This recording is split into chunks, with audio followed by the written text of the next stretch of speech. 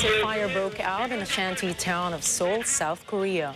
900 firefighters and several helicopters rushed to the scene and put out the fiery blaze. More details on this later in the news. Good evening. I'm CJ Hero. And I am Nina Rich Yelago Flores. This is Mata ng Agila International. Now for the headlines. President Ferdinand Marcos Jr.'s presence at Davos Switzerland summit is significant. World Economic Forum improves diplomatic relations of Philippines. South Korea eases indoor face mask restrictions. U.S. President Joe Biden asks Russian President Vladimir Putin for a meeting. And Net25 launches new comedy series, Goodwill.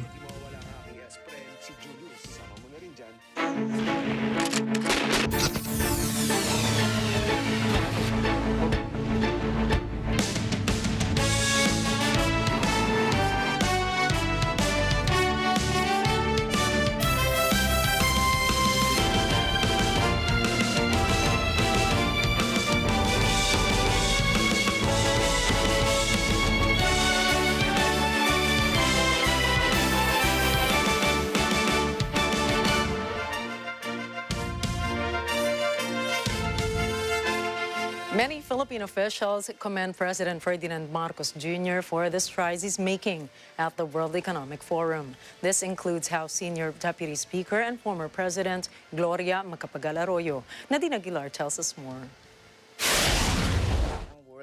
House Senior Deputy Speaker and former President Gloria Macapagal-Arroyo says President Ferdinand Marcos Jr.'s attendance at the World Economic Forum, or WEF, in Davos, Switzerland is significant.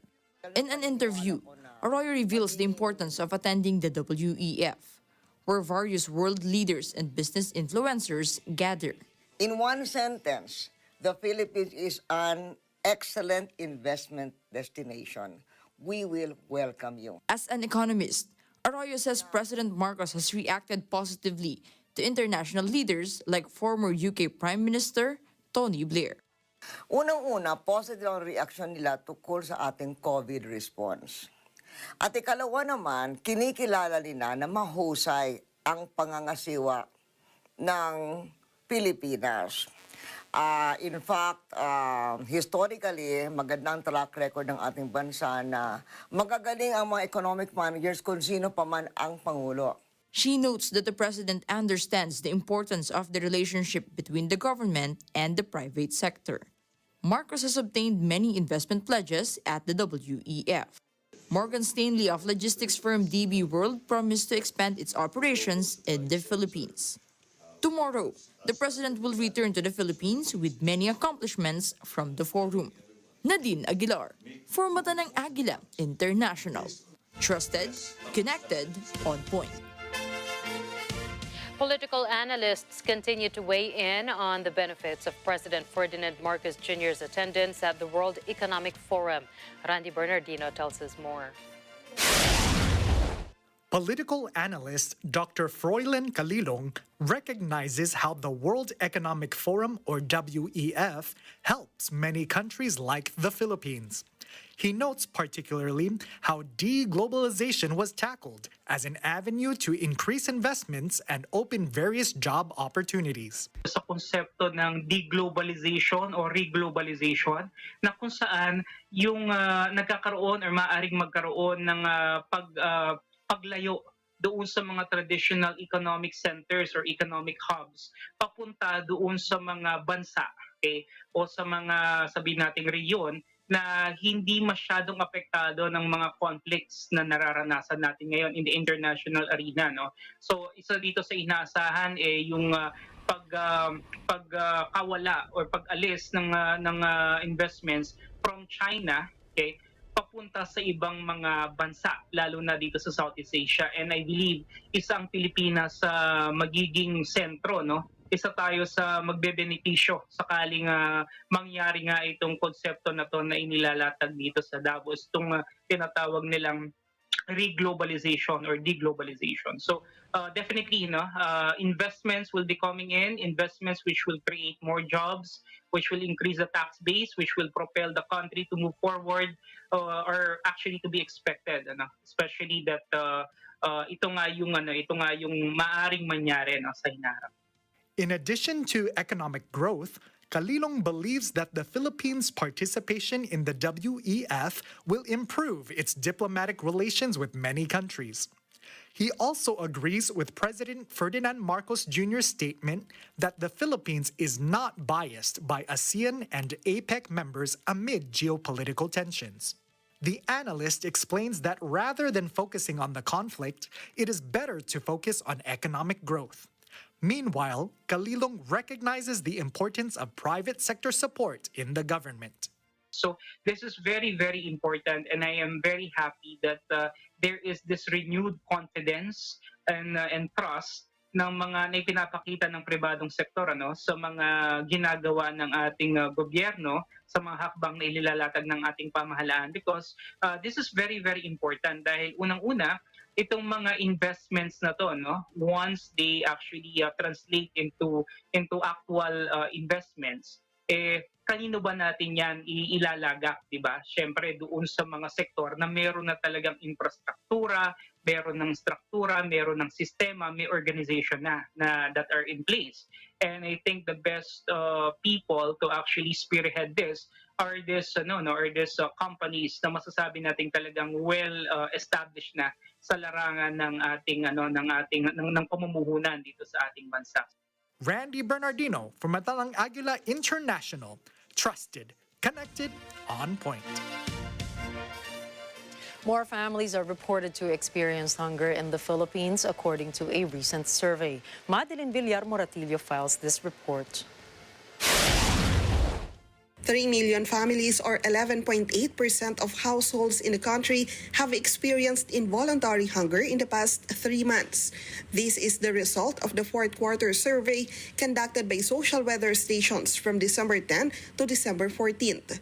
As per the breakdown of the hunger rate, 9.5% or 2.4 million families have experienced moderate hunger, and 2.3% or 599,000 families experience severe hunger. This is slightly higher than the 11.3% or 2.89 million households in October and the 11.6% or 2.95 million households recorded in June 2022. Most of the families who experienced hunger came from Mindanao with 12.7%. On the record, Visayas recorded 12%, Manila with 11.7%, and Luzon with 11.3%. Madeline Villar Moratillo for Matanang Agila International. Trusted, connected, on point. Albay Congressman Joey Salceda says the price of onions may possibly plunge to 50 pesos per kilogram. Salceda made the prediction as the current onion price ranges between 300 and 700 pesos per kilogram. The estimation is based on the expected harvest from February to March. At the same time, the congressman condemned the alleged mafia in the Subic port. He says they control the pricing of onions and hoard supplies. The Albay representative explains there is a predatory pricing where the price of onions is decreased. He adds local farmers suffer as the mafia took control of the supply. Meanwhile, SINAG, or the Samahang Industriya ng Agrikultura, comments that the price of onions has risen due to the failure of the government to import onions. With the ongoing SIM card registration campaign, scammers are taking advantage of innocent mobile subscribers. Vin Pasqua tells us more. Scammers may use stolen and pre-registered SIM cards to deceive cell phone users. This was the warning of Department of Information and Communications Technology, or DICT, Undersecretary Ana May Lamentillo at the Laging Handa public briefing. This follows reports that someone was selling stolen SIM cards or pre-registered SIM cards. According to Lamentillo, not only the seller of the SIM, but also the buyer of the SIM is responsible for such an incident. Ang stolen SIM card po, yan po ay ipinagbabawal sa batas. Yan po ay krimen At hindi lang po yan may kasamang kulong, may kasama rin po yung multa. In addition to the fine, it also includes a penalty of imprisonment as prescribed by the law. She says now that the implementation of the mandatory registration of SIM card is in place, corrupt individuals will certainly think of other methods to deceive other people. Pag kayo po ay nanakawan ng SIM card, ang kailangan nyo lang pong gawin ay pumunta po sa pinakamalapit na telco at sabihin po na nanakaw yung inyong SIM card. Dala lang po kayo ng valid ID at na affidavit of loss at itatransfer po nila yung ownership. A public warning was issued against fake websites pretending to be part of the SIM's registration process. Lamentillo advises subscribers to register only on the official websites of their telco providers. Currently, more than 21,782,509 of almost 169 million total subscribers are registered. Vin Pasco reporting for Mata ng Agila International. Trusted, connected, on point. The National Telecommunications Commission, or NTC, has identified 45 remote areas for the rollout of the assisted SIM registration. The geographically isolated areas are placed within 15 regions of the country. The NTC also formed an interagency ad hoc committee for facilitation of SIM registrations in remote areas. Interagency ad hoc committee members all agreed to provide assistance to Filipinos when they register their SIM cards. The NTC also recommended a simultaneous rollout of SIM registration activities among the areas identified starting January 25 of this year. The NTC chief says it is vital that the government maintains or increases the current pace of daily SIM registrations to meet the deadline of April 26 for SIM cards to be duly registered. The National Disaster Risk Reduction and Management Council, or NDRRMC, reports that 287 areas of the country are still flooded due to persistent rainfall caused by various weather systems. The continuous rains are due to the shear line, the Amihan or northeast monsoon, and low-pressure areas in various parts of the country. The NDRRMC recorded that in total, 1,058 areas are flooded. The eastern Visayas has the highest number of flooded areas at 121, followed by the Bicol region with 83, and then the Zamboanga Peninsula with 30 flooded areas. In addition, 18 areas in central Luzon are flooded, 13 in Mimaropa, 10 in central Visayas, 10 in Davao region, and 2 flooded areas in Barm. On the other hand, 82 landslides occurred across the country, including 29 in the Bicol region. The death toll remains at 33, while 12 people are injured and 7 people remain missing. Pagasa says the country may experience a rainy weekend due to the shear line and northeast monsoon, or Amihan. Based on its 4 p.m. public forecast, the shear line will bring cloudy skies with scattered to widespread rain showers and thunderstorms in Bicol region. The Amihan will carry cloudy skies with rains in Cagayan Valley, Cordillera Administrative Region, Calabarzon, Metro Manila, Romblon, Marinduque, and Mindoro provinces. Forecast winds will be strong and moderate to strong, while coastal waters will be rough and moderate to rough. Pagasa also forecast a new low-pressure area may be spotted outside the Philippine area of responsibility by Monday. The Philippines expects to receive more than 1 million doses of bivalent COVID-19 vaccines from the COVAX facility. The Department of Health, or DOH, says the batch of vaccines has not yet been included in the government's purchase. Before the end of 2022, DOH Officer in Charge Maria Rosario Vergeire announced that the Food and Drug Administration had issued an emergency use authorization for Moderna and Pfizer's bivalent vaccines. The DOH plans to make bivalent vaccines available in the Philippines in the first quarter of 2023.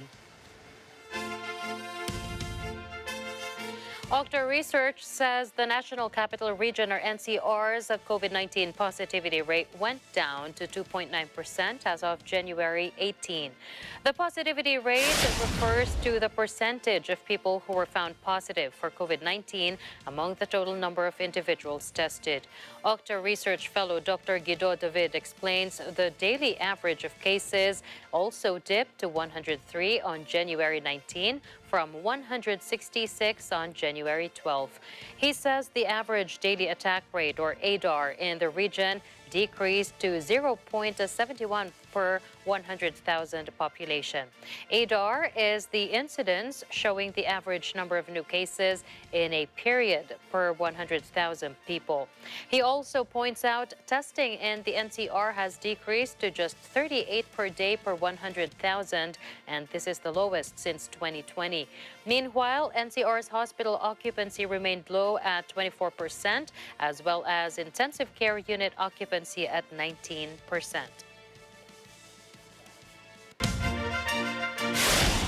Coming up, South Korea evacuates 500 people over Gangnam slum fire. Rural Chinese residents fight COVID with traditional remedies. And U.S. President Joe Biden asked Russian President Vladimir Putin for a meeting between spy chiefs. Stay tuned. Mata ng Agila International. We'll be right back after the short break.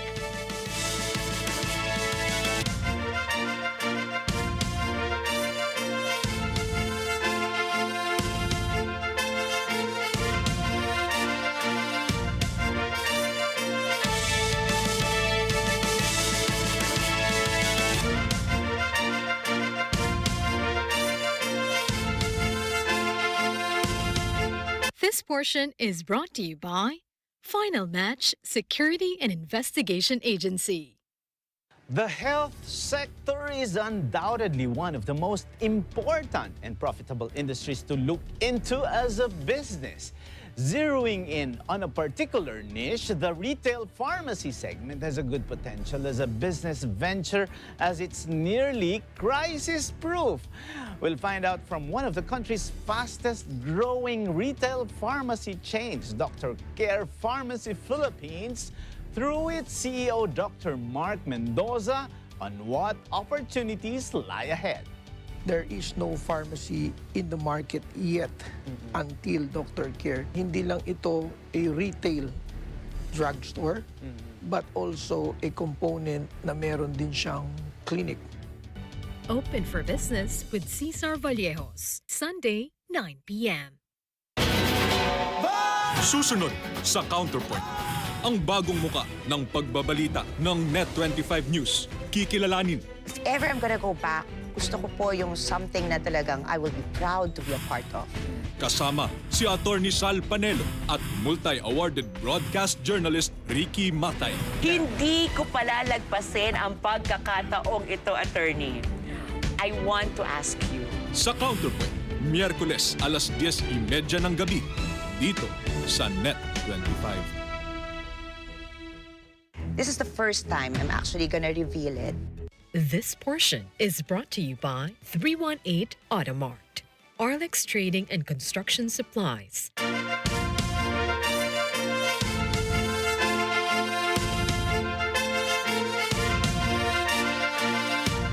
The news continues here on Mata ng Agila International. A massive fire broke out inside one of the last remaining slums in South Korea's capital on Friday. Authorities say the fire forced 500 people to flee their homes ahead of the Lunar New Year holiday. In a video posted online, flames tore through Turyong village. It is a shanty town in the shadows of high-rise luxury towers in Seoul's Gangnam district. Authorities say the blaze started around 6:30 in the morning and was extinguished by noon. 60 homes are claimed to have burned down. As of now, there are no reports of casualties. The cause of the fire also remains unknown. The Seoul Metropolitan Fire and Disaster Headquarters says it will continue its investigation. South Korea has announced that from January 30, it will no longer be mandatory to wear face masks in most indoor spaces. The mask mandate has been in place since October 2020. It is one of Seoul's last remaining pandemic-era restrictions. Yet authorities clarify that masks should be worn on public transport and in medical facilities.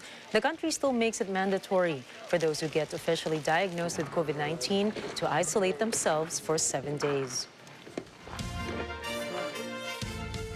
COVID-19 continues to rip through China's vast population. Millions are sick while the country faces a drug shortage. Many are turning to traditional medicine to battle the aches and pains of the virus. Since the start of the pandemic, President Xi Jinping has promoted traditional Chinese medicines, or TCMs. Health officials have hailed TCM's important role in fighting the coronavirus. TCM encompasses a range of treatments from herbal remedies and massages to acupuncture and diets. It has been used for thousands of years to treat all manner of ailments. According to a 38-year-old man who tested positive for the virus, he and his family drink an herbal tea to subside their illness. He says the herbal tea has anti-inflammatory properties with peony roots, licorice, jujubes, ginger, and cassia twig, which is a kind of Chinese cinnamon. The man claims that TCMs have fewer side effects and work slower to regulate the body, compared to Western medicines that fight symptoms but rarely the source of illness. However, the chair of epidemiology at the University of Hong Kong School of Public Health says the effectiveness of TCM is not yet proven, as it hasn't been studied in clinical trials. COVID-19 swept swiftly through southern China's rural mountain villages last month. However, the wave appears to have subsided. This supports some expert theories that the country's most recent outbreak happened before the lifting of restrictions. In the Canadian province of Ontario, new investment plans in public health care draw concerns. In Toronto, Joshua Santillana reports. This week, Premier Doug Ford announced new investments in public health care that caused some concern in Ontarians. The Ontario government is looking to add and invest in more surgical and diagnostic centers, which include both profit and not-for-profit clinics. It will also allow more diagnostic imaging procedures such as MRI and CT scan, screening procedures such as colonoscopy and endoscopy, and will see more hip and knee replacement surgeries done by 2024. However, several healthcare professionals expressed their concerns on how this plan may result to patients paying out of pocket at for-profit health centers. Under this possible legislation, patients may be billed privately for procedures that are usually free under public health care. It may also cause staffing shortages at public hospitals. Nurses and physicians may leave the public sector for better pay at for-profit centers. This plan is still waiting approval, and if passed by February, it will be made into an official legislation in the province. Joshua Santillana, Toronto, Ontario. Mata ng Agila International. Trusted, connected, on point. News sources say England's average ambulance response time for second category health incidents reached 90 minutes in 2022. But before the COVID pandemic, Brits only had to wait for 20 minutes for the emergency response. Money does not help rich countries. Research says the average waiting time at Singapore's polyclinic reached 9 hours in 2021. That waiting time further hiked to 13 hours in October 2022. Meanwhile, state health agencies in Switzerland and Germany say their intensive care beds are fewer now than during the COVID pandemic. Analysts conclude that for countries in the Organization for Economic Cooperation and Development, or OECD, healthcare spending and employment increased since the beginning of the pandemic. They cite that in Europe, over 12 million people have a job in human health activities. In the United States, there are 5.3 million people employed in the healthcare system. Analysts conclude the problem is not the number of workers, but their low productivity.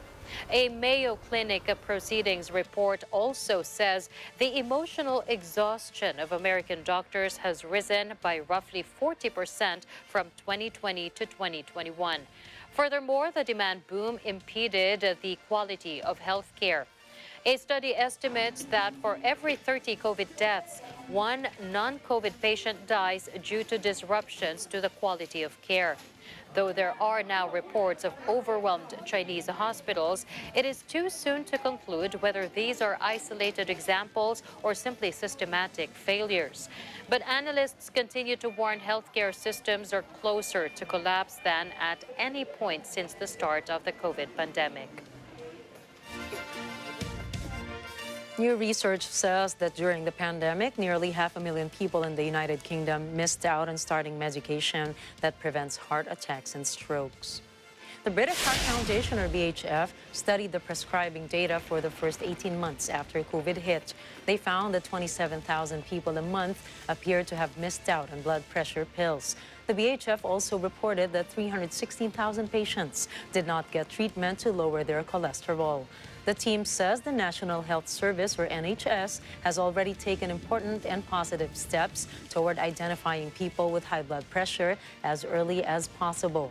Yet long-term plans must be made to prevent any increase in heart diseases, adding pressure to UK's healthcare system. Always wear your seatbelt. British Prime Minister Rishi Sunak failed to wear a seatbelt while filming a video for his Instagram account in the back of a moving vehicle. Police are looking into this obvious breach of law.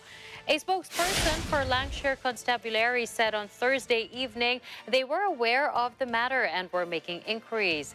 According to a government safety campaign, any driver or passenger not wearing a seatbelt is breaking the law and is liable to be fined up to £500.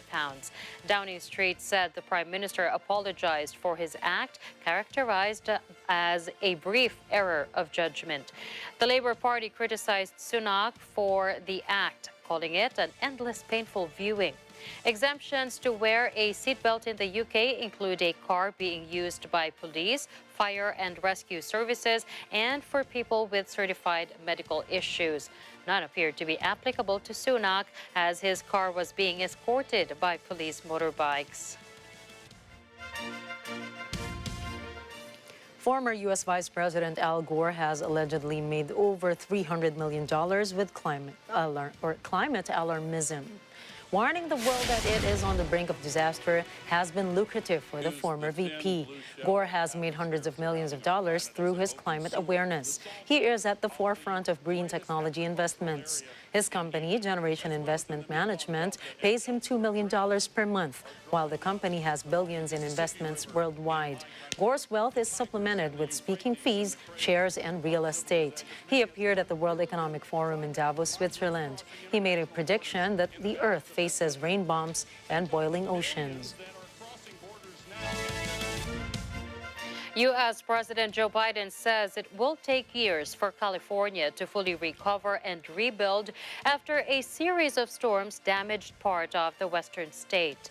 Biden traveled to California Thursday to get a first-hand look at the destruction caused by storms which have plagued the state for 3 weeks. After arriving in San Francisco, he flew by helicopter to Santa Cruz County, where flash flooding forced the evacuation of thousands of residents. There, Biden met with first responders, state and local officials, as well as California Governor Gavin Newsom. He says he's cautiously optimistic that the worst is over. Biden promises residents the federal government would ensure infrastructure that is replaced will be able to withstand extreme weather. Officials are just beginning to add up the amount of damage that has been done, and that will determine how much the state will receive from the federal government. When briefing reporters, the president abruptly ends the session after being asked about classified documents found in his home. Noticeably annoyed, Biden told reporters he is cooperating with the Justice Department and he is following the advice of his lawyers. Biden then refused to take any other questions. A meeting was recently held between top spy chiefs from the United States and Russia. The Kremlin says it was U.S. President Joe Biden who requested Russian President Vladimir Putin for the spy chiefs to meet.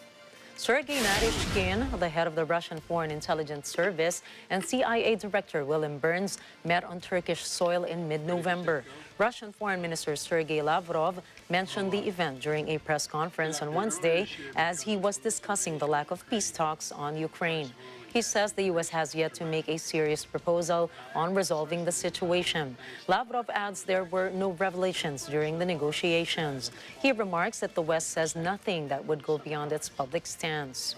The top Russian diplomat previously lamented that information about the meeting between the two intelligence chiefs had been leaked to the media. He says the U.S. told Russia this channel of communication was absolutely confidential and should not be disclosed so that it would not be tainted by some propagandistic spin. Naryshkin indicated this week that he would be ready to meet Burns again, provided that both sides agree to such contact. Polish Prime Minister Mateusz Morawiecki says Ukraine's allies seem to be showing less emotional involvement in the ongoing Russian conflict. Morawiecki says the West is a little tired and would like to live a normal life. He also warns world leaders that Russia is patient and looks to tighten its grip on Ukraine in the long term. He also asks world leaders if there can ever be a normal life if Ukraine fails or falls. Meanwhile, Ukrainian President Volodymyr Zelensky has demanded that the West immediately give more weapons to Kyiv. This week's opinion poll in Europe says roughly half of the people in 9 EU nations favor a swift end to the armed conflict, even if it means Kyiv relinquishing some territory. A Morning Consult poll also shows that Americans do not consider the ongoing conflict as their top priority.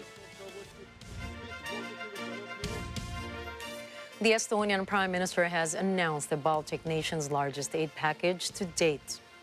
Prime Minister Kaja Kallas made the announcement in a tweet Thursday. She claims the donation takes Tallinn's total support for Kyiv to over 1% of its gross domestic product, or GDP.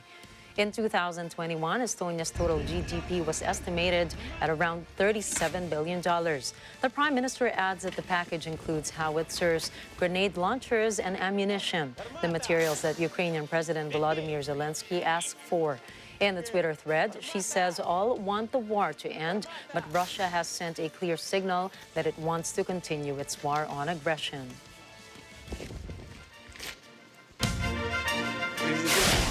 Up next, the president of Kazakhstan has dissolved the lower house of parliament.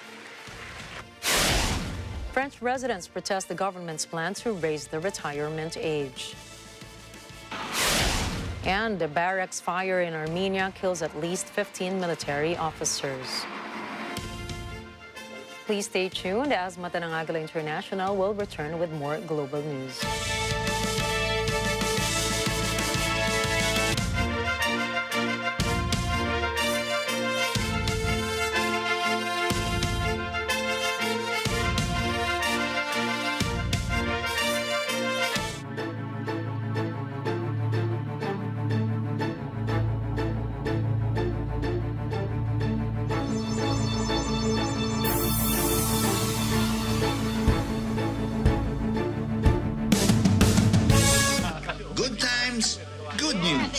Balik kusina na naman ang inyong paboritong cooking show.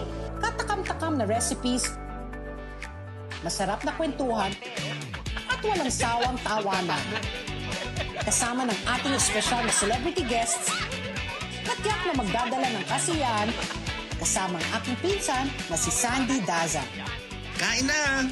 Dito lamang sa Lutong Daza sa Net25. Na si Sandy po ako. Ayaw na nga, sabi. Bakit ka naman, Nay? Anong klaseng labang ginawa mo dyan sa mga damit ko? Bakit may mansa pa rin? Dahil lutot mo nilagyan ng ink! Ink ba to? Ah, ano to?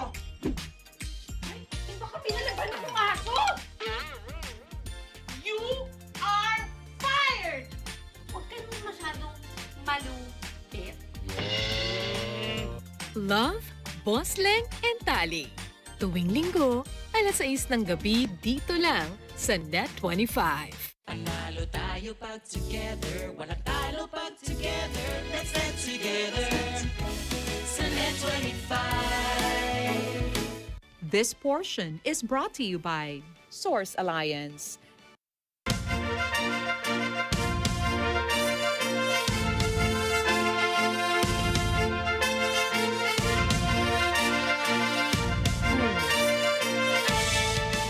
Kazakhstan President Kassym-Jomart Tokayev has dissolved the parliament's lower house and set an early election for March 19, his office said on Thursday. The announcement comes a year after Kazakhstan descended into chaos with deadly riots that killed 238 people in January of 2022. The president also dissolved the vast country's local legislatures. The move is in line with a 2022 constitutional reform after the resignation of former President Nursultan Nazarbayev in 2019. Nazarbayev was called a strongman for ruling the country for 3 decades.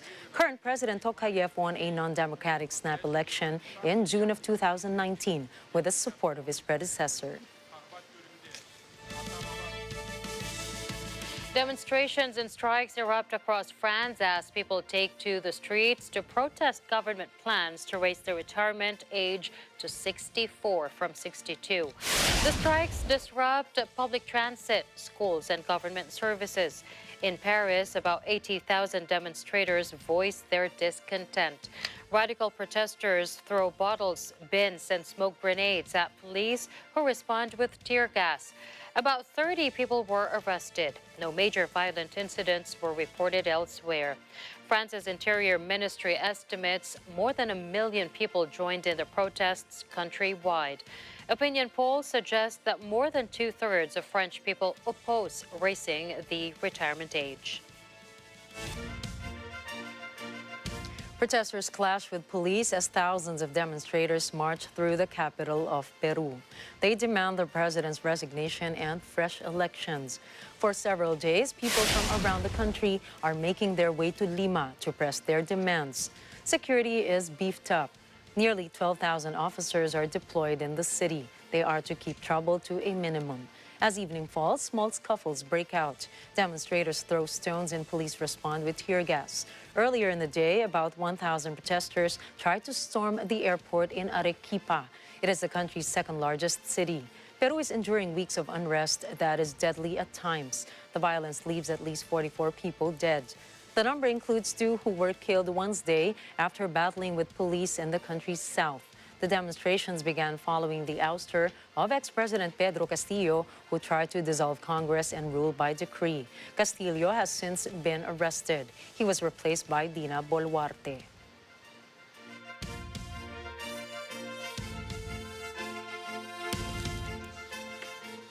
A pair of Iranian-born Swedish brothers have been found guilty of spying. Peyman and Hayam Pia were arrested in 2021 on suspicions of supplying Sweden's state secrets for almost a decade to Russia. Peyman reportedly served in the Office for Special Acquisition, one of the Swedish intelligence's most secretive departments. From the time of their arrest, both men maintained their innocence. When they were found guilty, Peyman received a life sentence, and Payam was sentenced to 9 years and 10 months. Their lawyer told the media afterward that they would appeal their convictions. A fire at a military barracks in eastern Armenia has claimed the lives of at least 15 servicemen. 3 others were also injured in the fire, and they are reported in serious condition. The blaze broke out early Thursday in the building that housed an engineer and sniper company of a military unit. Local media Armen Press reports the fire started after someone tried to pour gasoline from a canister in an attempt to light a stove. Prime Minister Nicole Pashinyan says the use of flammable substances for heating is a violation of safety rules. The commander of the military unit was relieved of his duties. Macau prosecutors have sentenced former junket king Alvin Chow to 18 years in prison for illegal gaming activities. The ruling comes over a year after he was arrested for running an illegal cross-border gambling syndicate. The 48-year-old founder of the Sun City Group pioneered the junket industry. It brought high rollers from mainland China to Macau, the only place in the country where casinos operate legally. Chow's syndicate reportedly cost Macau authorities around $1.4 billion in lost tax revenue. It siphoned off illegitimate profits from various side betting activities. The junket king himself was charged with almost 290 charges of fraud, money laundering, and illegal gambling. It was one of the biggest cases the gambling hub had seen in years. The court found Chow guilty of fraud, running a criminal syndicate and operating illegal bets, but acquitted him on the money laundering charge. The court awarded damages of $834 million to the Macau government and $275 million to 5 of the city's 6 casino operators: MGM China, Wynn Macau, Sands China, Galaxy Entertainment, and SJM Holdings. The police officer who killed African-American George Floyd in 2020 has asked an appeals court to overturn his murder conviction. He says that the extreme media attention and the potential for riots had deprived him of a fair trial. Derek Chauvin was convicted of murder after a closely watched trial in 2021. He was sentenced to almost 23 years in prison. His lawyer, William Moorman, pleads with a panel of judges to overturn the trial. The hearings had not been moved despite threats of violence around the courthouse. Whatever happens during the appeal, Chauvin will remain in prison. He pleaded guilty to violating George Floyd's civil rights before a federal judge in 2022 and received a 21-year prison sentence. 3 other police officers remained passive during Floyd's death. They received sentences of up to 3.5 years in prison. A video recording showed Chauvin killing Floyd by pressing his knee to the detained man's neck. It sparked nationwide demonstrations and riots over police mistreatment of African Americans. A top book publisher in Bangladesh, known for publishing dissident writers, says its publishing house has been banned from the country's leading book fair. Publishing house Adarsa says its exclusion from the event is the latest government clampdown on its critics. The book fair is organized by the government's state-run literary agency. Held each February in the capital, Dhaka, writers gather to discuss their work. Millions of dollars worth of books are sold at the month-long fair. Adarcha CEO Mahabubur Rahman says its titles critical of the government have run afoul of censors. The ban prompts dismay on social media, with leading authors and academics lending their support to the publishing house. One lawyer and rights activist says banning a publisher that accommodates dissenting views is an authoritarian move. Western governments and the United Nations have expressed concern over the political climate in Bangladesh. The American Civil Liberties Union and the ACLU of Arizona are releasing more than 200 documents on one of the largest government surveillance programs in recent memory. Senator Ron Wyden revealed that former Arizona Attorney General Mark Brnovich collaborated with others.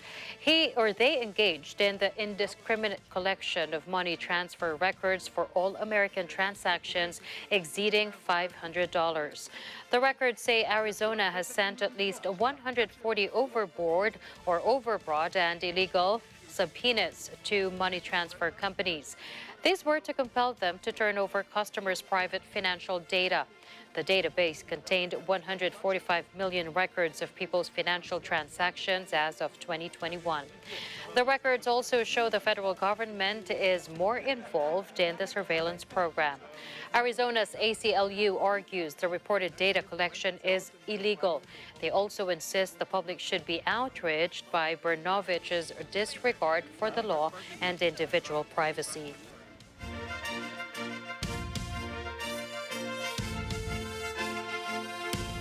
The United States hit its borrowing cap of $31.4 trillion on Thursday. This prompted the start of measures to avoid a default as Congress members head toward another clash. Democrats and Republicans dispute over raising or suspending the nation's borrowing limit. The Treasury Department says extraordinary measures need to be made to help reduce the amount of outstanding debt subject to the limit. But it warns that the tools would only help for a limited time, likely not longer than 6 months. Treasury Secretary Janet Yellen says there is considerable uncertainty on how long the measures can last before risking default. She adds that failure to meet the government's obligations would cause irreparable harm to the U.S. economy, the livelihoods of all Americans, and global financial stability.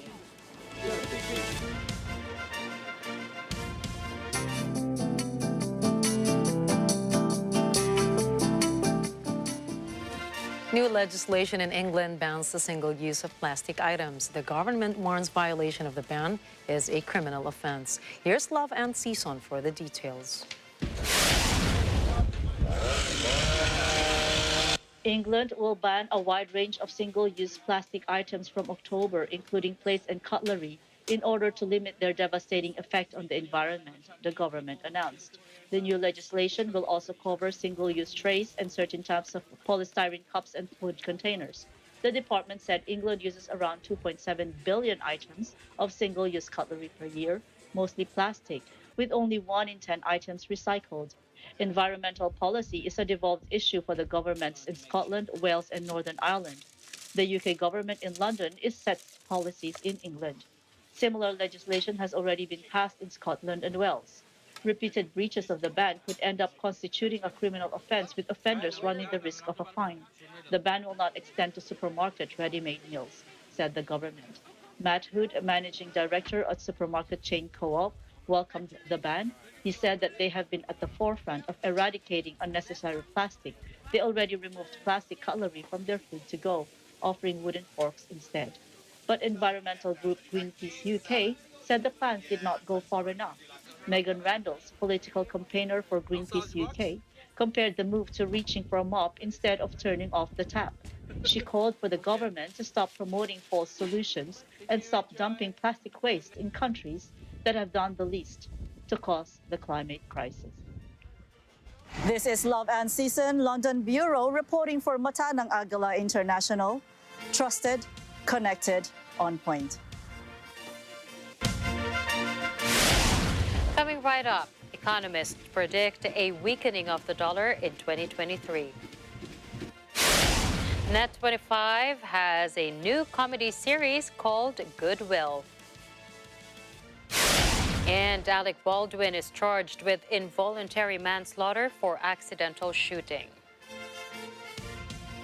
Catch these stories and more when Mata ng Agila International returns.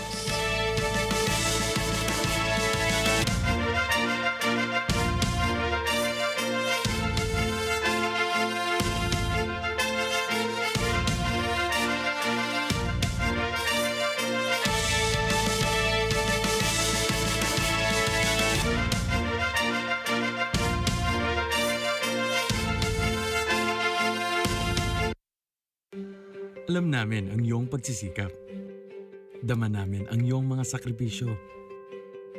Kita namin ang pagharap mo sa bawat pagsubok. Kaya sa kabila ng mga hamon ng buhay, nandito kami para umalalay. Kasi katulad mo, gusto rin namin ang magandang bukas para sa kanya. Hatid namin ang dekalidad na edukasyon at makabagong pasilidad sa abot kayang halaga. Kaya huwag ka na mangamba. Sasamahan ka namin tuparin ang mga pangarap niya.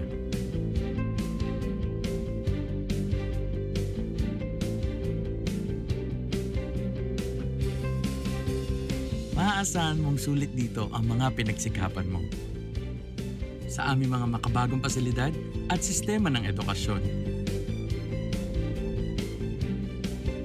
Mailalabas natin ang aking talino at mga kakayahan niya. Kahit sa munting halaga, makakasiguro ka na makakasabay siya sa mabilis na pag-ikot ng mundo. Sa new era, karamay mo kami sa bawat hamon. Kaagapay mo kami sa bawat hakbang. Kasama mo kami sa bawat ngiti at tagumpay.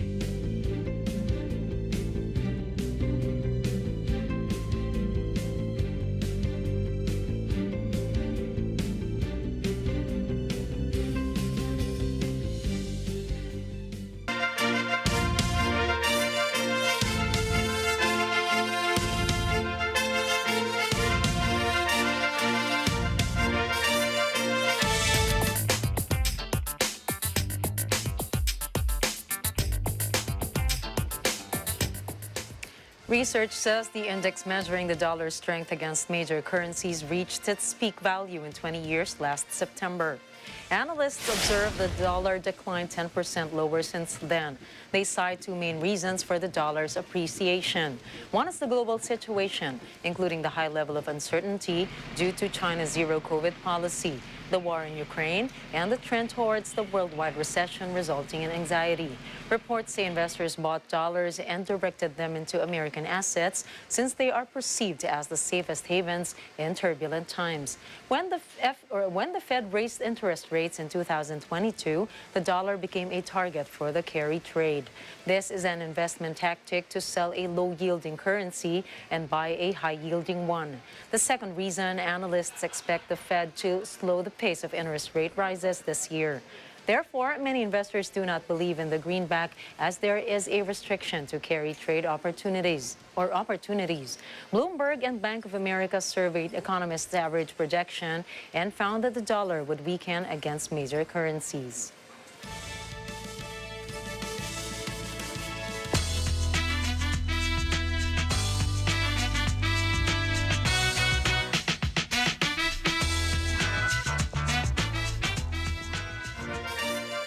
Net25's newest comedy series, Goodwill, premieres on January 22 with a slate of talented stars. Cez Alvarez has the details.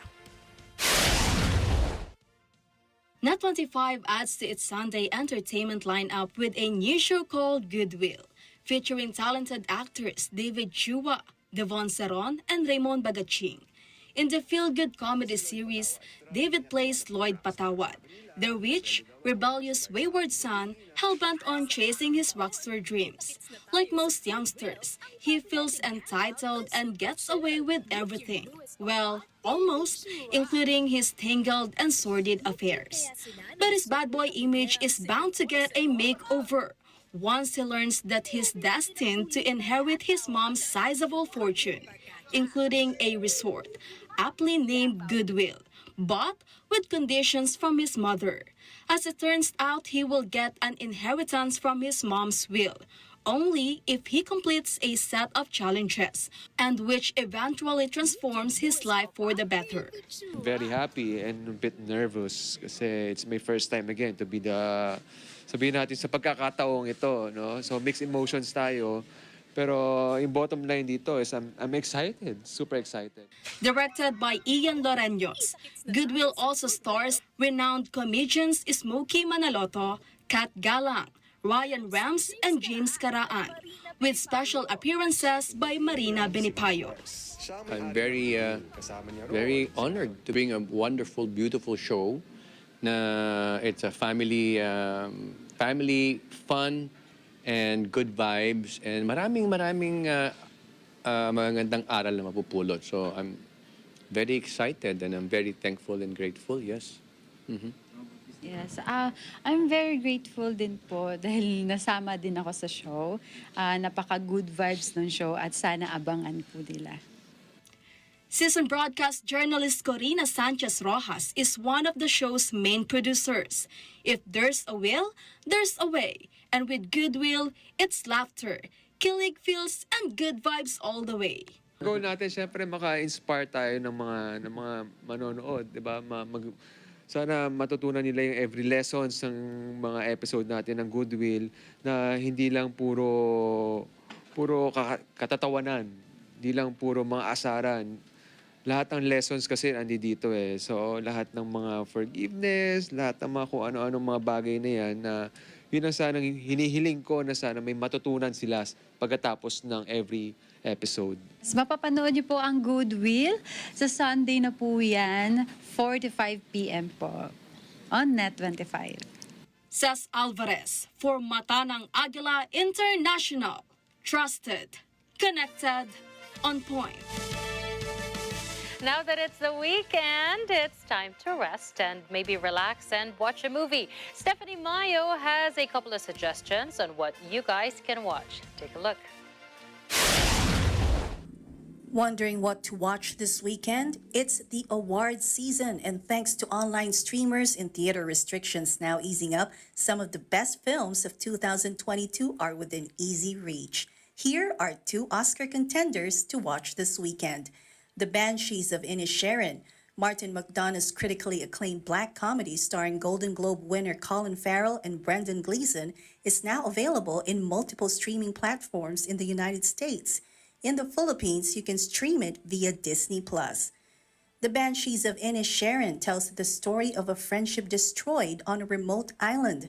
Set in 1923 on the fictional island of Inisherin, the black comedy has been reaping major awards and nominations.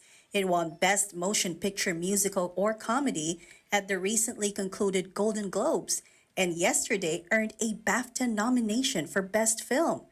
Another Oscar contender to catch this weekend is Steven Spielberg's The Fabelmans, which is now showing in select Philippine theaters. The coming-of-age story about a young boy who falls in love with movie making is loosely inspired by the life of Spielberg himself. Co-written and co-produced by the acclaimed Tony Kushner, The Fabelmans won Best Motion Picture Drama and Best Director at the Golden Globes.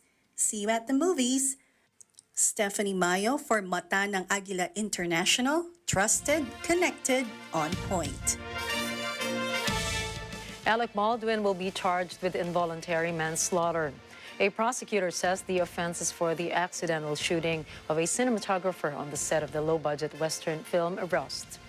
Baldwin was holding the Colt 45 during rehearsals for the film when it discharged. The discharge killed Halina Hutchins and wounded director Joel Souza in October of 2021.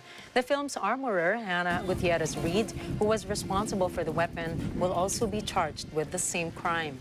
This was confirmed by New Mexico 1st Judicial District Attorney Mary Carmack Altwies. If convicted, they both face up to 18 months in jail and $5,000 fines. But a firearm enhancement could take that sentence to 5 years. Yeah. Crazy series of events.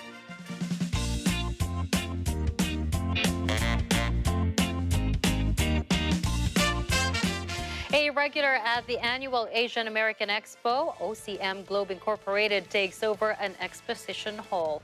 It introduces authentic and trending Chinese food to the public. In Pomona, California, Eva and Ellen Basalyahe with this feature.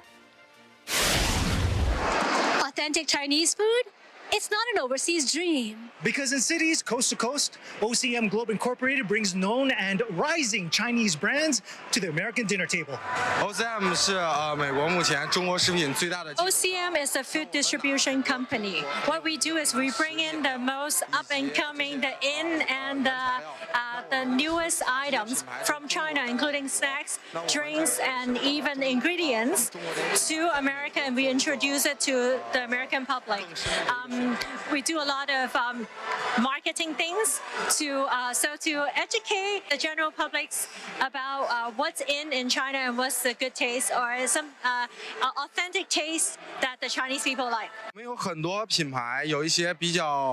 We bring in all different types of brands, but we have traditional styles, which are for maybe people who have been here a lot for a long time, or maybe like for the older generation, including Yin Jinqian and also like Wang Laoji. These are the brands that everyone have known all their lives, so when they see it here, they enjoy it a lot. But we also bring in some really new brands, including Weilong and Genki. These two brands, all the young people, maybe who just come here or people who are newly immigrated, they recognize, and it's something that they always like and try. OCM 从今年开始的话，我们的产品逐渐进入主流。CM, not only are we doing Chinese products. Right now, if you look around, you'll see that we have products from Korea, from Japan, and also from other Southeast Asia countries. So what we strive to do is bring in all the different authentic tastes to the U.S. And so that's why we also want to promote it to the general public. That's why you can find us in more mainstream supermarkets. But the reason why you have to come here to Hall 5 is because we will bring in everything that you see in 10 different markets and all here. Flexing its promotional arm, OCM also boasts products from countries like Korea and Japan. All in an effort to connect palates in the U.S. with the genuine flavors of Asia. Eva and Allen, Pomona, California. Mata ng Agila International. Trusted, connected, on point. Yum, yum, yum again, and it's Friday. And to help you start the weekend, here's a quote from Tom Stoppard, a British playwright and scriptwriter. Every exit is an entry somewhere else. Just like this week, we exit the week and then another week begins. And let's look forward to a brighter, better one. And we can take that literally as well. If you exit a building, there's a bigger world out there for you to explore. And nothing ever really ends or closes, right? Until it's over. Until it's over. And that's a wrap for tonight's news. Catch the latest updates on our social media channels. I am CJ Hero. And I am Nina Richie Flores, wishing everyone yet again a happy, happy weekend. This is Mata ng Agila International, trusted, connected, on point.